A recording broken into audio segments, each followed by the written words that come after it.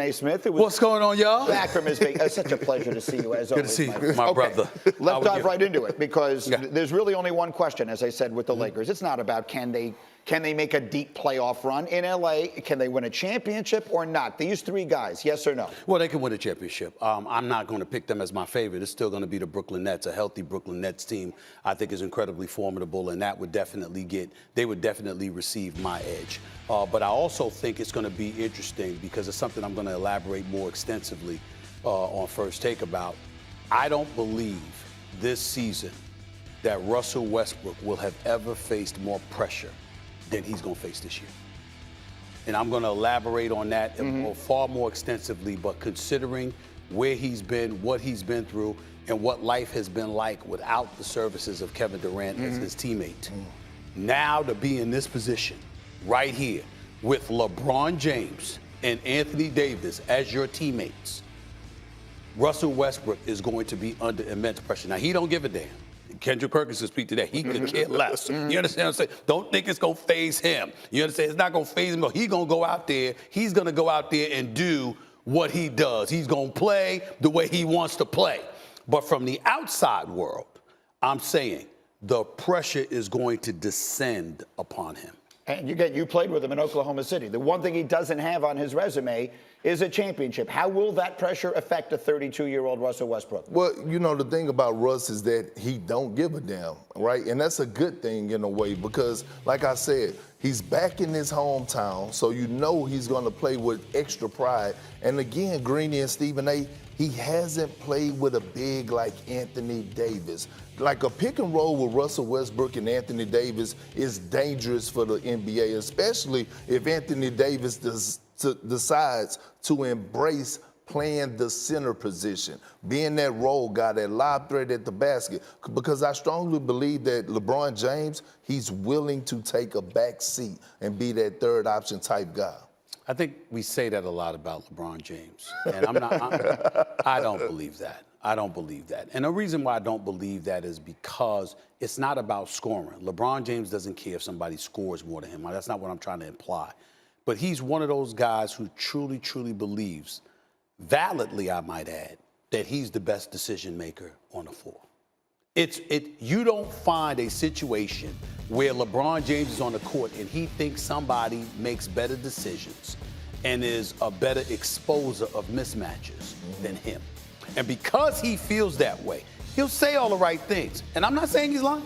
He genuinely means it until he gets on the court and purviews the landscape and looks at what he's playing with and who he's playing against.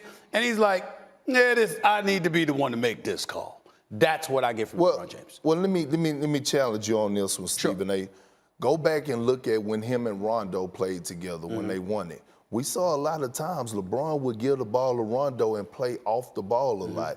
And he trusted Rondo because Rondo is one of the best floor generals to ever play the game. Right. So when you look at Russell Westbrook, I think we don't give him enough credit for his decision making. We're talking about a guy who led the league in assists last year, and he had a lot of G League players around him. And now you add a LeBron James, Anthony Davis, and they're going to find shooters along with a guy like Tatum Horton-Tucker.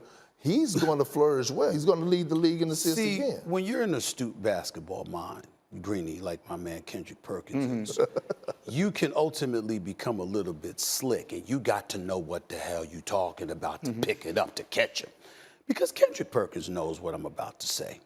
Yes, LeBron deferred to Rondo, because with Rondo, you know you're going to get the ball back. You see the difference? Because Rondo ain't trying to shoot.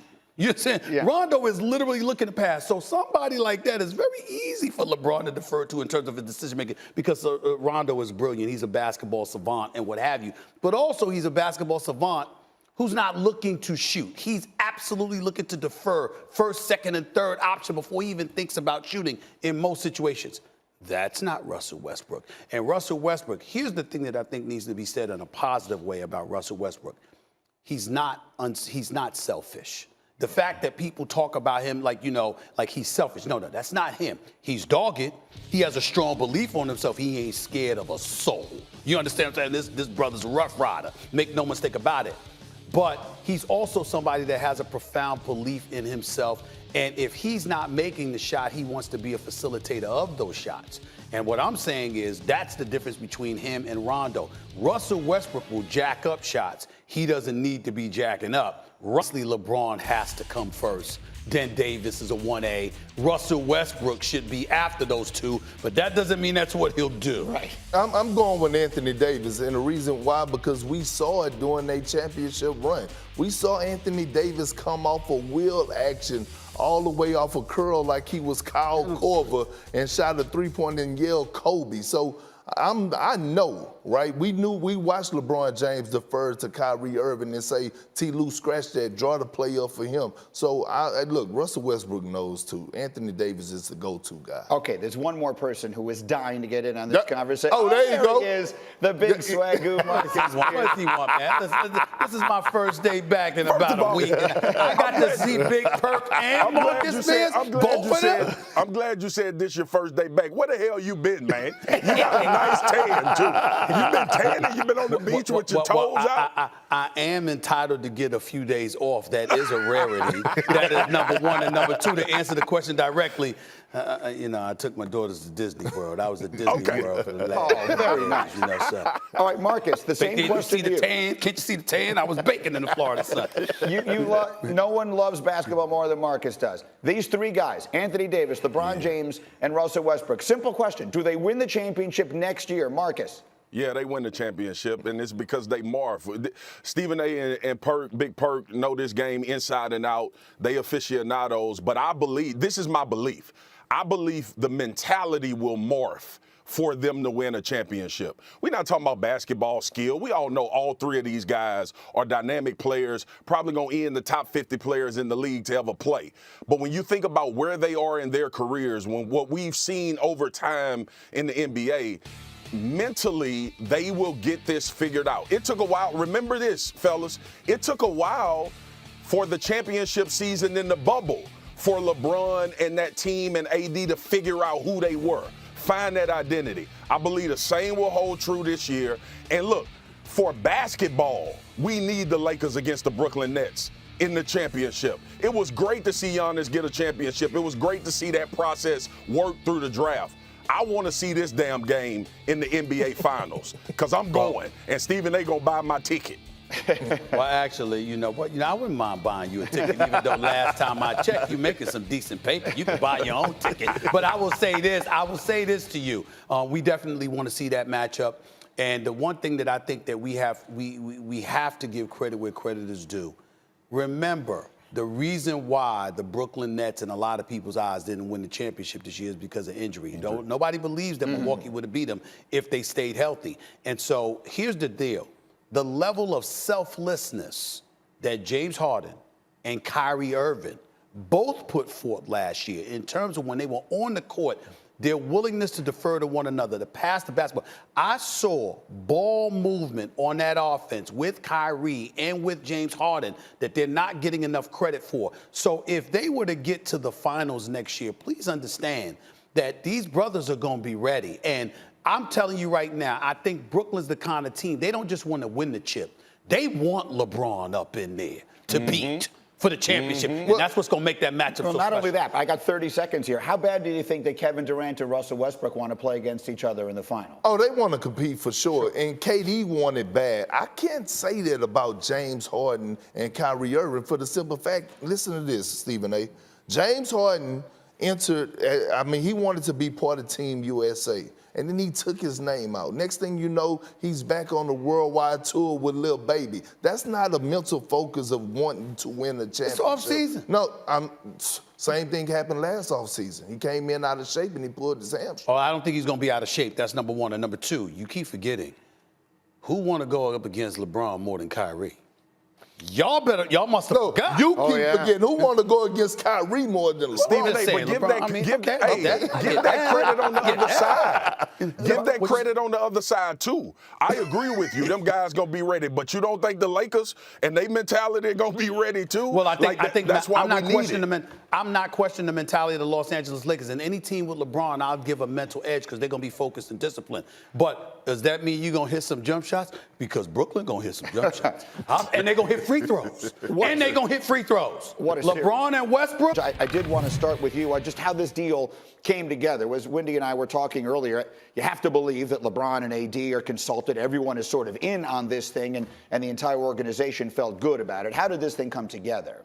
Yeah, I mean, at the same time they were talking about this Wizards deal, the Lakers were talking with Sacramento about a Buddy Hield trade that would have been, a couple of the same players, Kuzma, Harrell, no draft pick that would have gone back to Sac for Buddy Hield, younger, more of a, certainly one of the better three-point shooters in the league. But they started to get traction over the last couple of days on this Westbrook deal with Washington, and Washington, acquiesced to the idea that they were willing to do this. Russell Westbrook really liked the idea of not just going home to L.A., but going to a championship contender. And, he and Bradley Beal had been talking about what Beal's future was in Washington. And Beal did not ask out and is not asking out of Washington. But Russell Westbrook was ready to move on. Wizards got the deal done, and now you have a big three in L.A. that's going to be fascinating to watch this season. Well, I would underline that word. And so, Big Perk, we come to you. And we all know the Lakers, it's not about getting better.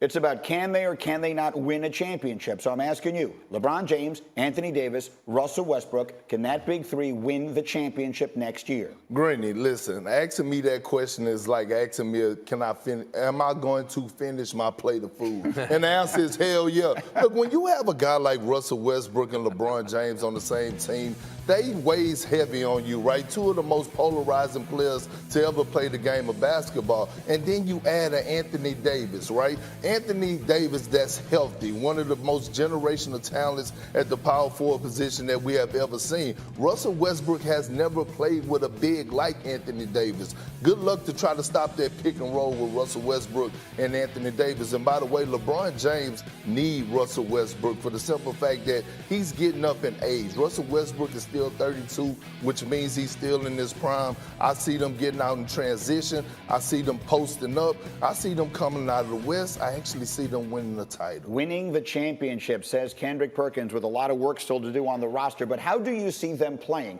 Anthony Davis typically doesn't like to play the five. LeBron last year, or when they won the championship now 2 years ago in the bubble, played with the ball in his hands. That's Westbrook's role. What do you envision them looking like, the three of them playing together? Well, obviously they're going to go through Anthony Davis, but a lot of people said that LeBron James and Rajon Rondo couldn't be on the floor together. And we saw when they won the title, when it mattered the most, that was the big three, Rondo, LeBron James, and Anthony Davis. And when you have Russell Westbrook, one thing you cannot do is keep him out of the paint, right? He's going to get to the paint. He's going to put pressure on the defense. Anthony Davis, I feel like, is going to come back with an MVP-type season. He has a lot to prove. So just staying healthy is the key. LeBron James is going to be LeBron James. I don't want to hear about Father Time. I don't want to hear about none of that. We already know he's a freak of nature, and he's just a different breed. So the Lakers have a big three. Woj, there are two things they don't have much of. They don't have many players under contract, and they don't have much cap space. So to acquire what they need, and everyone immediately says they need shooting, how do they go about it? How do they fill out this roster? Well, they'll be able to re-sign Talen Horton-Tucker here, restricted free agent. I think you'll see him obviously play a much bigger role on this team. And they're able, listen, Dennis Schroeder was brought in with the idea that they trade for him, he would sign an extension. Now with Russell Westbrook there, it looks different for him, but they can still, I think if Dennis Schroeder doesn't find cap space out there with the team, there's a lot of point guards in this market. There's a lot of teams who need them and have cap space for them. But they could also use a sign and trade on Dennis Schroeder, a team that is over the cap, where that could perhaps bring back a couple players if they don't re-sign Schroeder. And you've got to hope that they're going to have to load up on those veteran minimum deals, players who might want to go to LA, maybe on one-year deals, maybe for less money than they imagine somewhere else, to go have a chance to win a title, play with this group that's going to get a lot of attention this year. And listen, this is how you've seen typically LA teams, big market teams, put together rosters around star players. And if this means that Anthony Davis is going to be playing center and LeBron James is going to be playing power forward, you may have something really special. Here's the problem. Anthony Davis hates playing center.